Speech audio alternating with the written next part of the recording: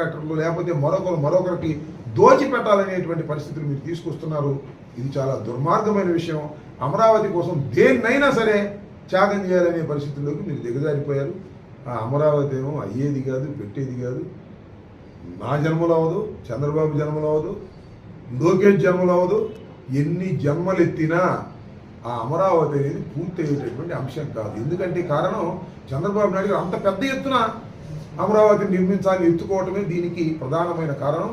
చాలా దుర్మార్గమైన డిసిషన్స్ చంద్రబాబు నాయుడు గారు తీసుకోవటం వల్లే అమరావతి పూర్తయ్యే పరిస్థితి లేకపోగా అమరావతి అనేది నిత్యం మనని దోచుకునే విధంగా ప్రవర్తించే విధంగా చేస్తుంది. ఖజానాకు బొక్కలు పడే విధంగా చేస్తుంది. ఇప్పటికే 75,000 కోట్ల రూపాయలు అక్కడ ఖర్చు పెడుతున్నారు. ఇప్పుడు ఆల్రెడీ టెండర్లు ఇచ్చి మొత్తం 2 లక్షల కోట్లు ఇవాళ అంచనాల ప్రకారం. మరి రాను రాను ఎంత పెరుగుతుందో తెలియదు మనకి. ఈ విధంగా అమరావతి పేరుతో